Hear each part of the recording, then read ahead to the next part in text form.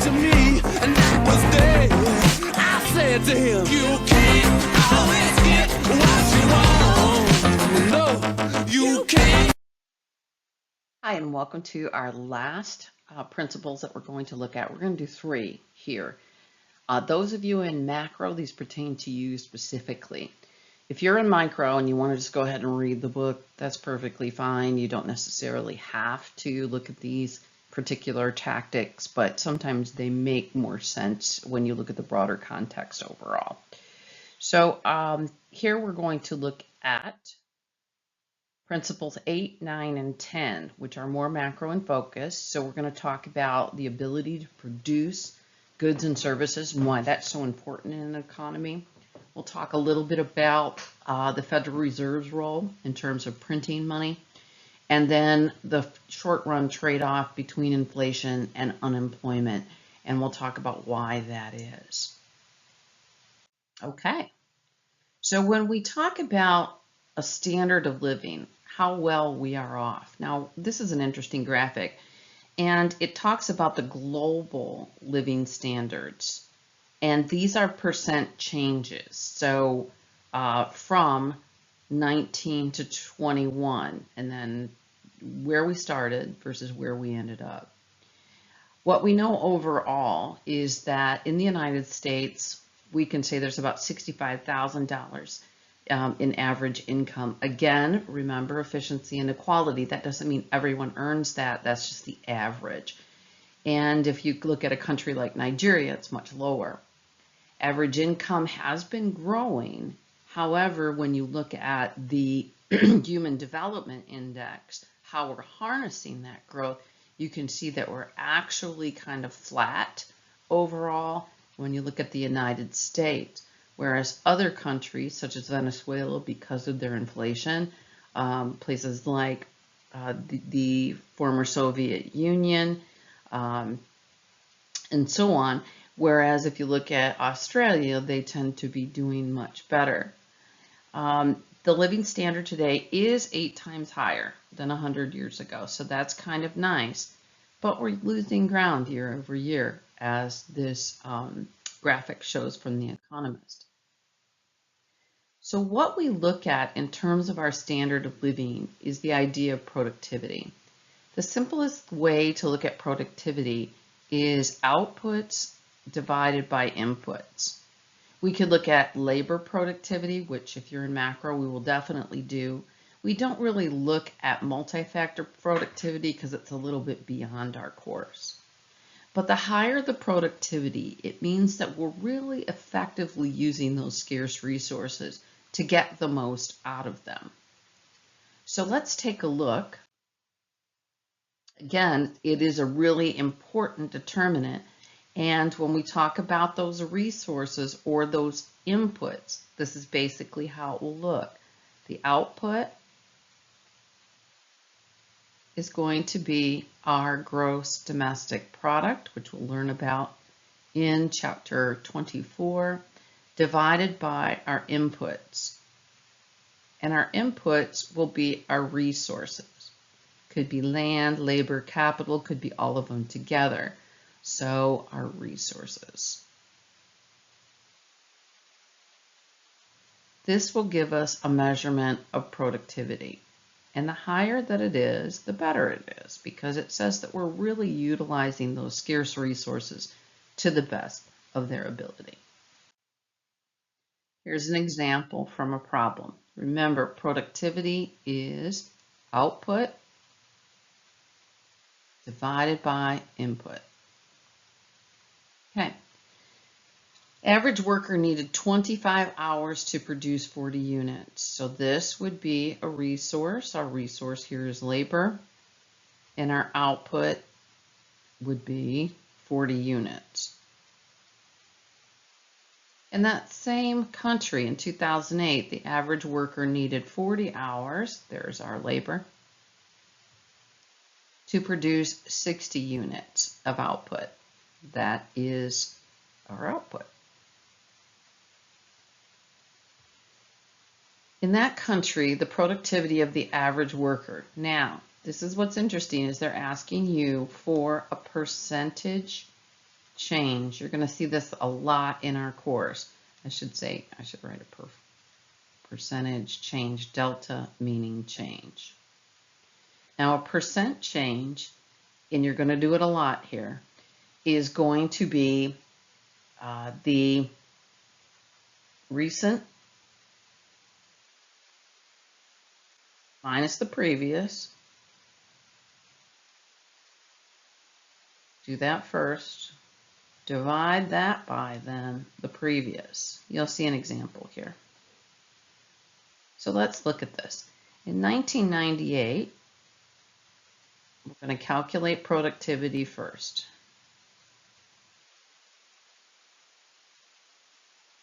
In 1998, our output was 40. Our input was 25. That gives us a productivity of 1.6.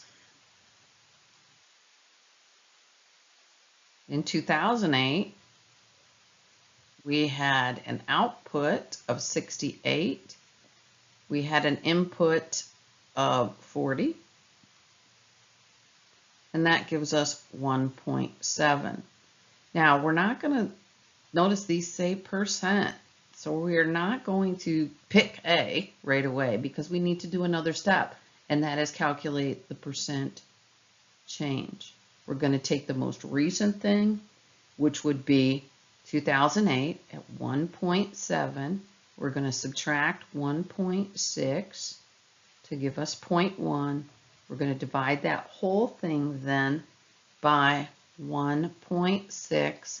We're going to multiply it by 100 to express it as a percentage, and we end up with 6.25. Now, important to know, is that a positive or is that a negative? Well, it's going to be positive. Notice it went from 1.6 to 1.7.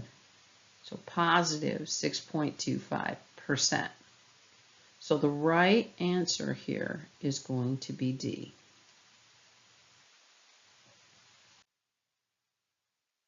The ninth principle says that prices rise when a government prints too much money. I have a lot of trouble while I'm recording these because we're going through the presidential election. And everyone seems to always blame the president for inflation. That's true because there is spending which happens. However, inflation and whether it continues to increase or decrease is really the role of the Federal Reserve. So there's a lot of misdirection out there in terms of whose role is it to really tame inflation.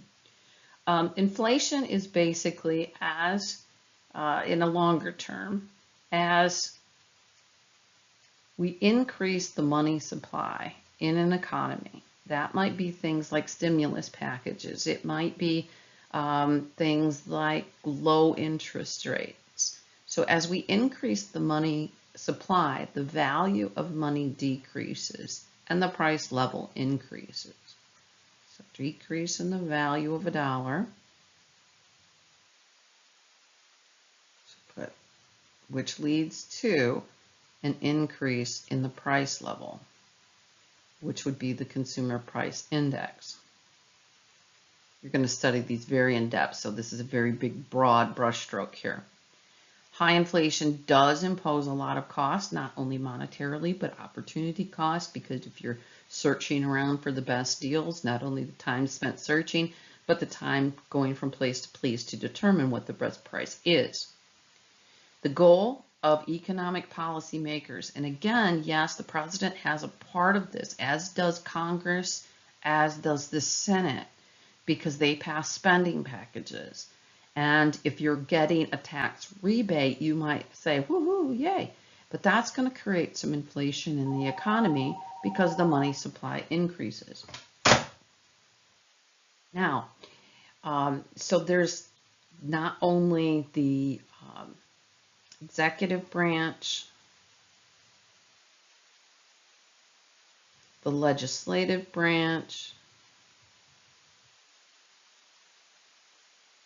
but also, and probably most importantly, the Federal Reserve, who has a dual mandate. Their dual mandate is to keep employment as close to the natural rate as possible and keep inflation from becoming too great. Okay, so here's an example of how inflation has changed. My puppy came in. How inflation has changed the price of a cup of coffee. You feel it more. But also, I think the other side to this is to ask, how have your wages changed? A lot of people think, oh, it's inflation that's creating higher prices. That's partially true.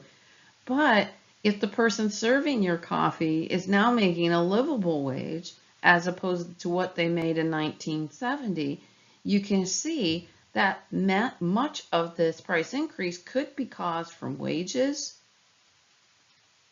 rents for the coffee shop, and many other reasons that are not necessarily, they're tied to inflation, but they're not what we're going to determine inflation in our course.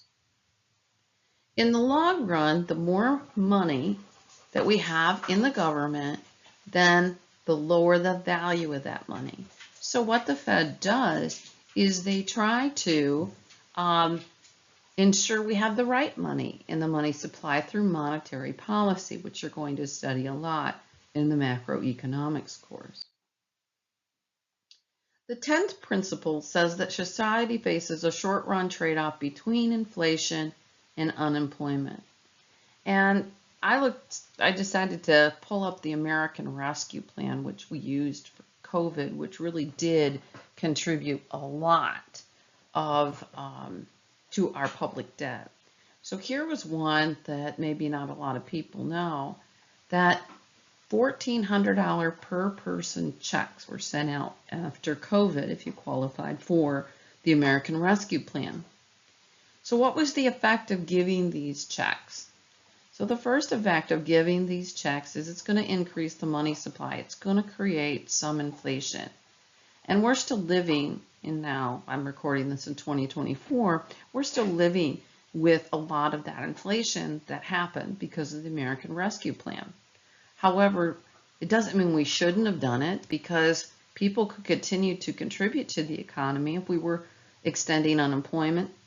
Small businesses, particularly those that were hit during the COVID, with the idea that you can't open your business because you're not allowed to do so. This $1,400 then not only increased the money supply, because a lot of people went out and they spent that money. Now, it was pent up during COVID because we couldn't go to stores. We did a lot of online shopping and so on. So the money does make its way into the economy. When the money makes its way into the economy, then businesses are able to replenish inventories, and they can then start to do business, right? However, they get to charge a higher price for their goods and services. Why? Because if the money supply increases, that means the value of a dollar decreases, which means the prices increase. So they get to charge higher prices. However, this is a short-term thing, because eventually that $1,400 is going to run out. Well, because they're charging higher prices, they get to hire more workers, more inputs, spend more money on things. When they get to spend more money on things, then they put more people back to work. So this is why we have the whole scenario here, and this is much more academic, the short-run effects of monetary injections like we saw with the American Rescue Plan. So this short-run trade-off is short-run. It is not permanent. It is temporary, okay? And what we tend to see is inflation goes up, unemployment goes down.